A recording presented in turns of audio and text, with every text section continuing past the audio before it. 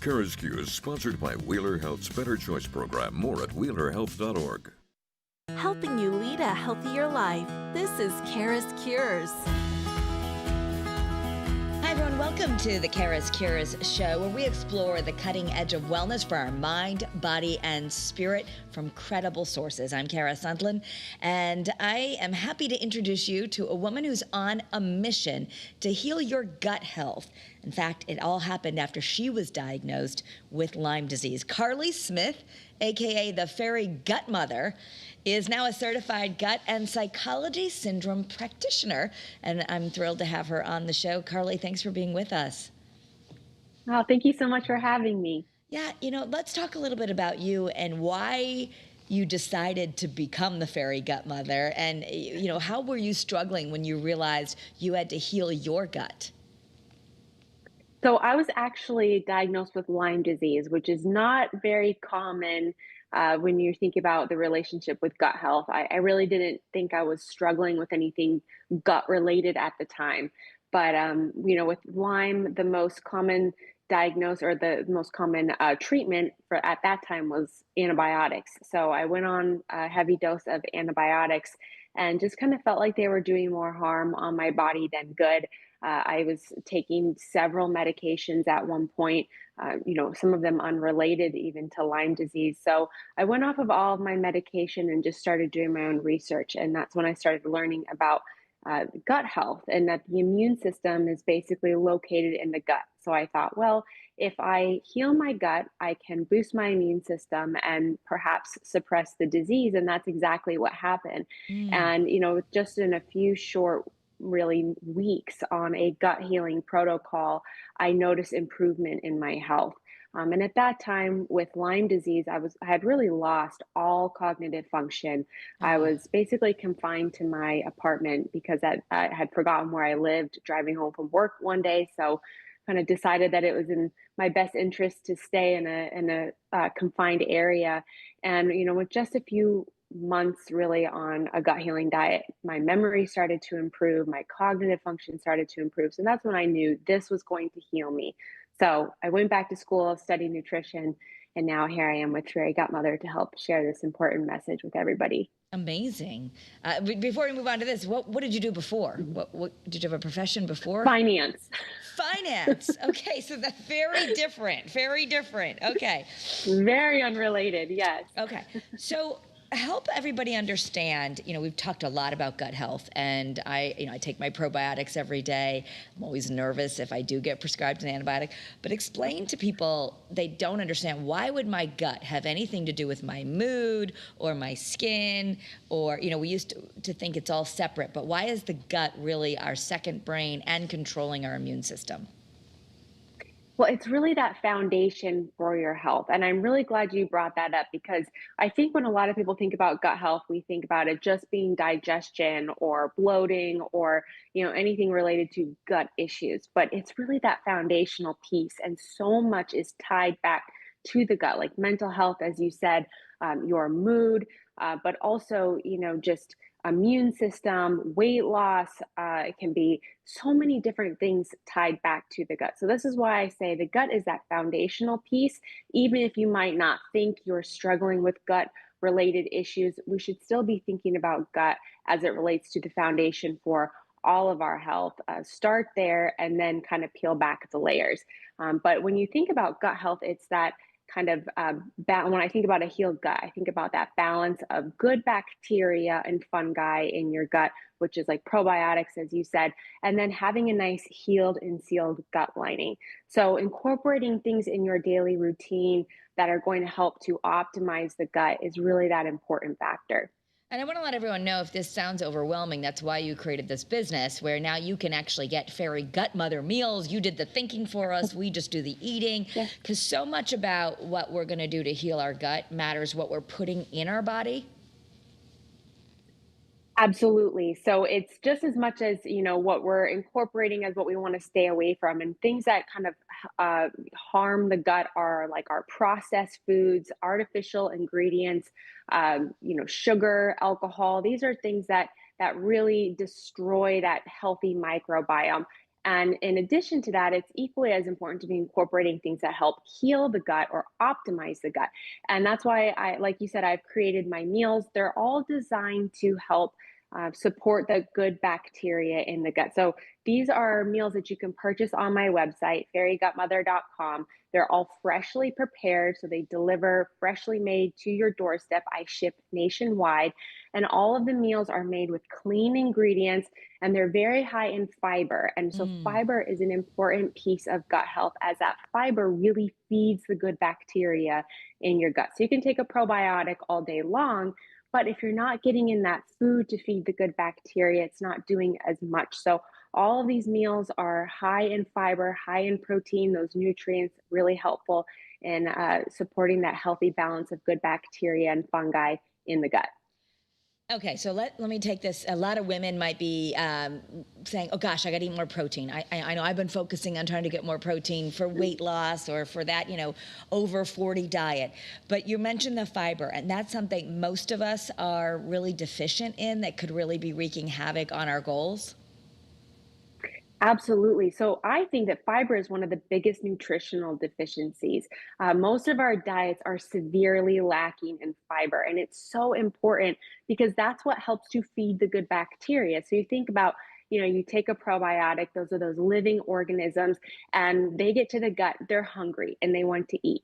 And their main source of food is fiber. And now, if there's not enough food for them, then they'll either die or they also can start eating away at the gut lining, which can contribute towards other issues, like you might have heard the term leaky gut before. Yeah. And that's where you can get holes in the gut lining. And then that's dangerous because all of those foods and toxins are seeping out into the system. And that's where you can get a lot of autoimmune conditions or other major health concerns. So, incorporating more fiber into your diet is key. And the other part of that is incorporating nutrients that will help to heal the gut lining. Yeah. So there's a few different ways that you can go about doing this, but my very favorite way is incorporating bone broth. Yeah. So with bone broth, you're extracting all those nutrients from the bones, the cartilage, the collagen, the connective tissue, all of those proteins, which are very helpful in maintaining that nice healed and sealed gut lining. So I like to use the analogy, the gut lining is like a garden hose. You want that nice healed and sealed lining. When there's holes or kinks in the garden hose, it's quite annoying and unpleasant. There's water splurting out everywhere. So it's kind of the same thing that's going on in the gut. So you want to make sure you're incorporating those nutrients that are found in bone broth to maintain that nice healed and sealed gut lining. Okay, and bone broth, if you don't mind it, I don't actually find it. I love soup, so it's really easy for me to, I've started to buy some bone broth, and even just you might microwave it in the afternoon here in cold Connecticut and drink it a little bit. But you using it in other ways, or what if people hear the word bone broth, like my husband, and go, "Yuck, that doesn't sound good." I hear you. So yes, you can absolutely sip on it, but you can incorporate it into your recipes, into your soups. There's so many different ways that you can use it, especially if you're using a mild chicken broth. You can put that in absolutely everything. You can put it in smoothies. You can, put it in really any recipe. What I'm loving right now is this powdered broth by Dr. Kellyanne Petrucci. You can find it on bonebroth.com. But it comes in this nice, handy powder package, which is great for travel. I always keep a couple in my purse, and that way I can have bone broth all over the place. But another great way I love to use it is as a seasoning. So think about when you're cooking, you just sprinkle a little bit on your vegetables. I like to season my meat with it, and it's just another way to kind of get some of those gut health nutrients and those real, great nutrients that are helpful in maintaining that nice healed and sealed gut lining in your everyday routine. And that's the basis of gut health, is kind of thinking about where can I bring these nutrients into my cooking, into my recipes that are going to help to optimize the gut every day. So a lot of people, if they're online, they might be hearing a lot about gut health, but they're also saying things like, there's other doctors saying, don't eat any lectins, and that's a whole bunch of vegetables, or don't eat any this, and it's a lot. It's a lot of confusion, and it probably feels overwhelming. Is it more about eating more of the good stuff, or are there certain things that are absolutely no-goes for you to heal gut health? That's such a great point. And it can be confusing and it can be overwhelming when you're just starting to kind of get into gut health. I would say that, one of the main things that I recommend for people is cooking your foods really well. So that's where my meals come into play. Most of the meals that are available are like cooked meats, cooked vegetables, blended soups. These are much easier on the gut to digest. So fiber, although it is so important for gut health, if you have troubles digesting foods, sometimes fiber can cause adverse reactions. So that's why I recommend with my 3-day gut reset, that's also available for free on my website, fairygutmother.com. But it's about incorporating foods in a much easier to digest way.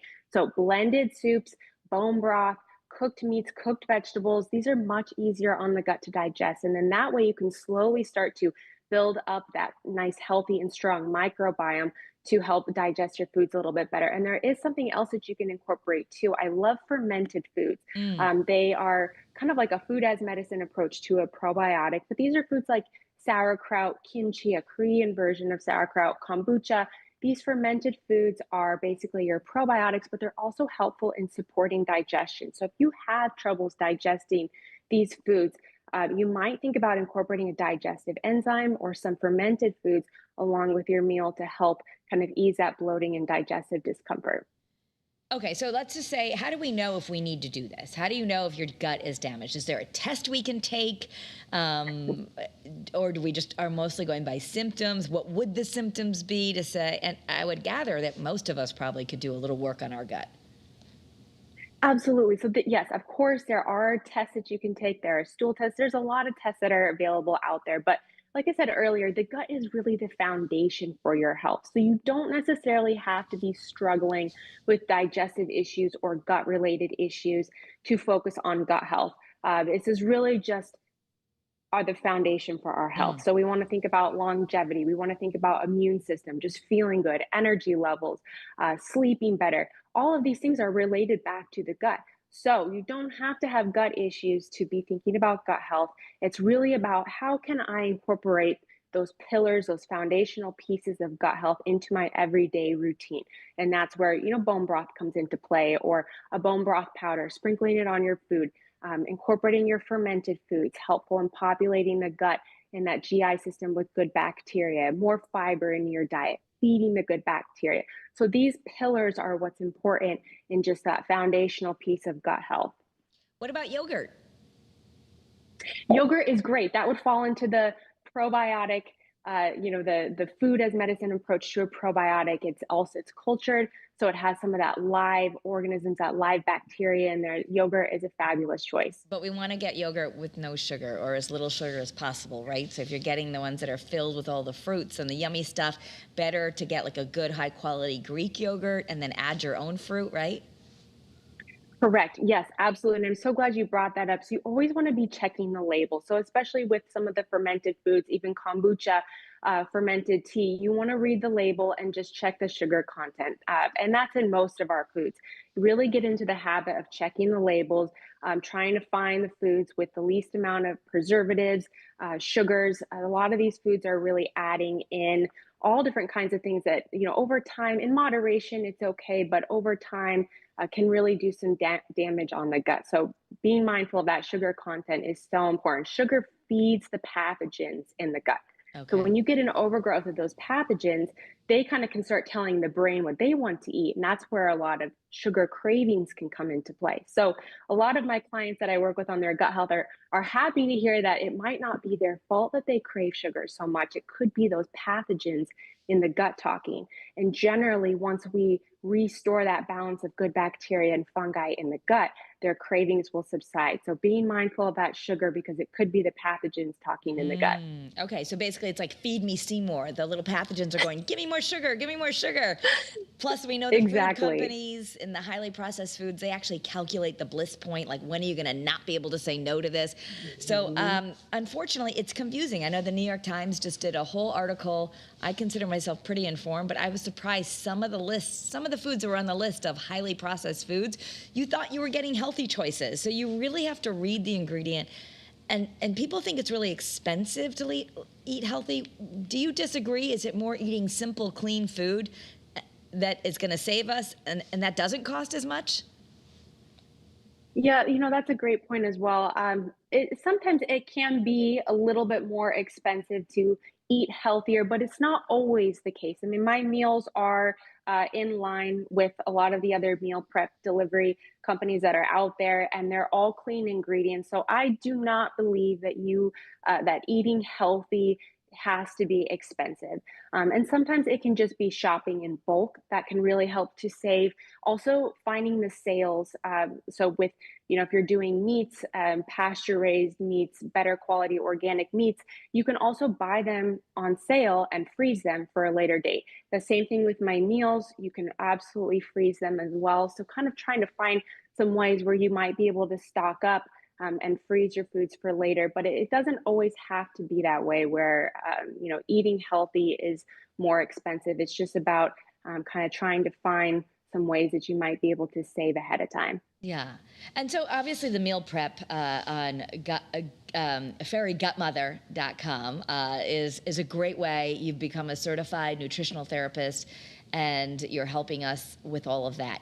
If you're going to do it yourself, I think you need to consider, if you're a busy mom like me, like how much are you eating out?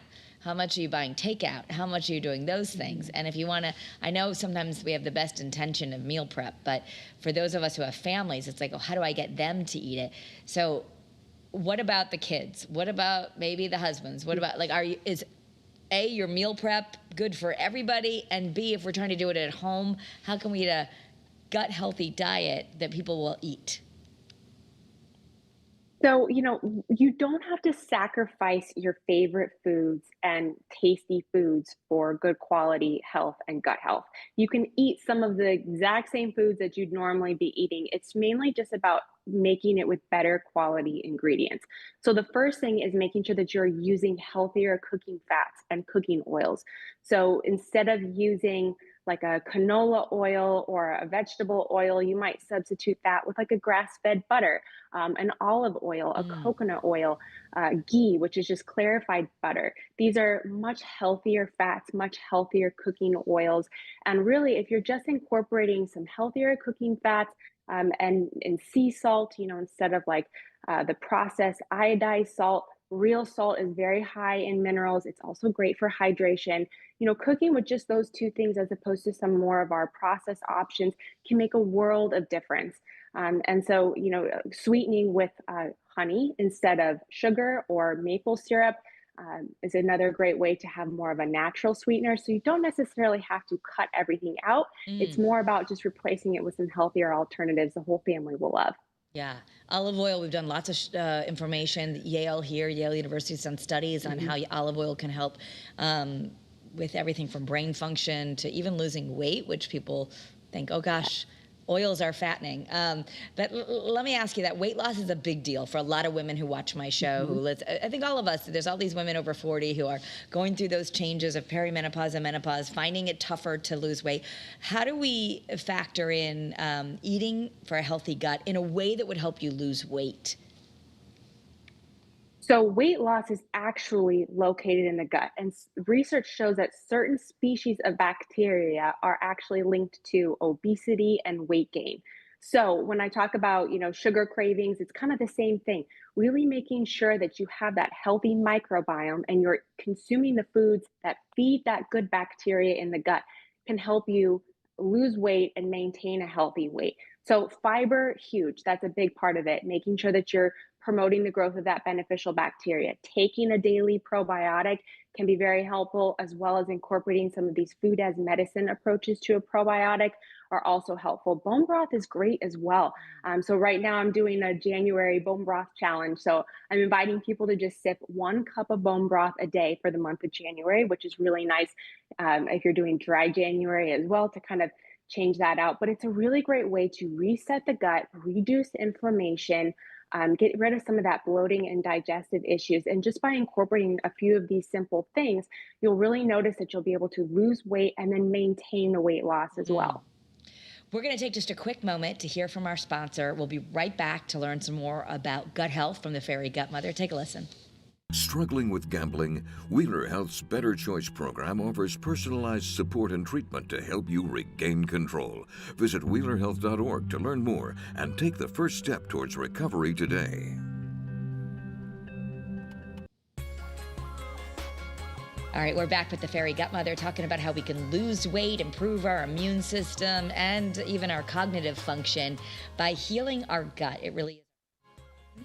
And Carley, let me ask you, what about our teenagers? Okay, I know I've got kids who've been through struggling with acne, and acne or any kind of skin issue, eczema, all this, I know can be related to the gut, but it seems so hard to get them to do it that way, or even to, like, how long does it take before you start noticing a difference if you're trying to do the gut healing versus the medications that, of course, the teens want, because they just want the acne to go away? Yes, absolutely. So, I'm glad you bring that up because the skin has its own microbiome. So there's several microbiomes in the body, throughout the body. The gut is sort of the mother of all of those microbiomes. So it's really important. That's where that skin and gut health connection comes into play. But as far as, how long it takes, it's really very hard to gauge. I kind of tell people, you think about how long you've been struggling with that issue, and you have to kind of give yourself at least that much time to heal. Now, that doesn't mean that you won't notice a difference or an improvement in your health in that, in a short period of time, but the gut does take a while to heal. So again, it's really about incorporating these nutrients into your daily routine. And that way you get a little bit of gut health in your routine every day. And you can also supplement the gut while taking medications at the same time. So I know earlier on you were talking about, taking an antibiotic, and there are ways that you can help to make sure that you're incorporating those nutrients that are going to help support gut health while at the same time taking the medication as well. So, again, it's about thinking about ways you can help to support your gut in your everyday life. I think that's so important because people are either two types, right? Give me the antibiotic. I don't care. That's what's going to get me better. Or, those who are really into health are kind of like, I'm afraid to get an antibiotic. I'm afraid to give it to my kids. Yet my son had Lyme disease like you. And I knew when they said he needs doxycycline, he was 100% better within like 36 hours. So I was going to give him the antibiotic. And even the functional doctors that are on this show said, give him the antibiotic, but then we're going to work on, some high quality fish oils and some probiotics, but like get the Lyme under control. Is that also your perspective? Sometimes we got to do both. Absolutely. I find, you can do a middle ground. So take the medications, but you can always incorporate gut health, and you should be incorporating gut health on the other side of that. So medications play an important role as well. So we don't want to completely rule them out. But again, it's finding that kind of middle ground and then incorporating other nutrients that might help to mitigate some of the side effects from those medications. Yeah. And perhaps like what you said is you started taking medications to help your medications and you weren't necessarily getting better. So for you, Lyme disease, which of course originated right here in Connecticut, a lot of folks dealing with that, or other autoimmune disorders. How long, once you started really working on your gut, did you notice that a lot of the symptoms went away?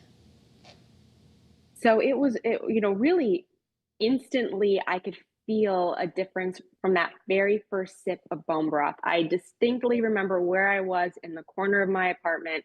I was, definitely at my worst when it comes to health. I had very little energy, and I just thought, what the heck, I will try anything. And I took that first sip and I knew this was going to heal me.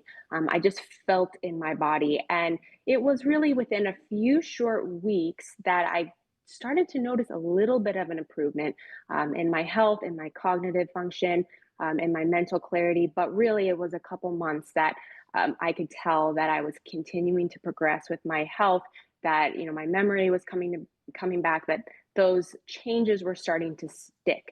And then I went on a gut healing protocol for about almost 2 years, which I know sounds like an alarmingly long time, but really, it's just about incorporating bone broth, incorporating probiotics, eating a little bit cleaner.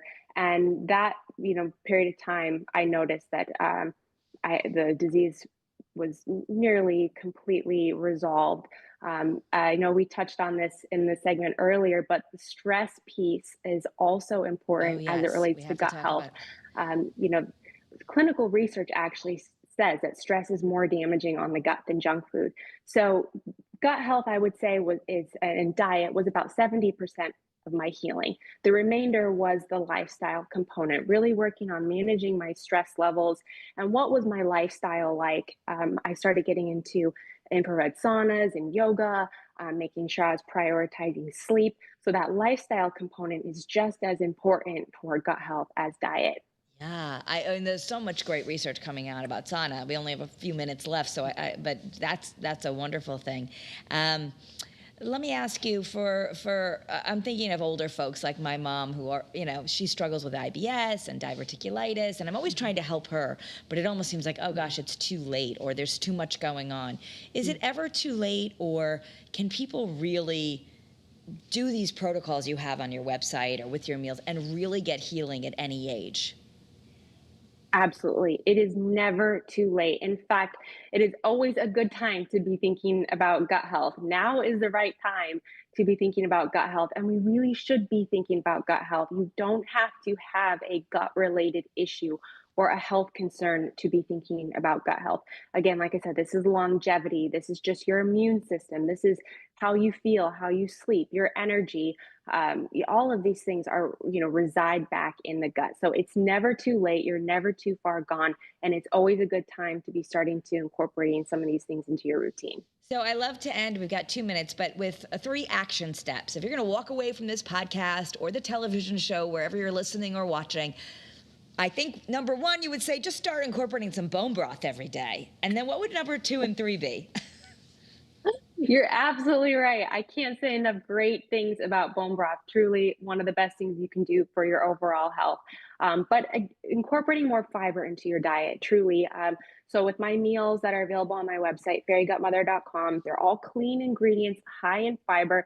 These are designed to help optimize gut health a little bit easier to digest. So, you can take probiotics and drink bone broth all day long, but if you don't get the right food for that bacteria in the gut, they simply cannot survive. So definitely incorporating more fiber and clean ingredients. And lastly, the lifestyle component, really making sure that you're prioritizing self-care, managing, your stress levels, prioritizing sleep. This is such an important and critical piece to gut health. All right, there you got it. Bone broth, fiber, and definitely that self-care. You've got me inspired to make sure I stay a little extra at the local gym I go to and get a little sauna time. So I want to let everyone know they can find you at fairygutmother.com, on social media at Fairy Gutmother. Thank you everyone for supporting this show, and I hope you all have a great day and be well. Carley, thanks for being with us and for all the great information. We appreciate it. Thank you so much for having me. Absolutely. And if you're enjoying this, we always invite you to support the work by liking and subscribing and sending out this episode wherever you're watching to your loved ones. Have a great day and be well.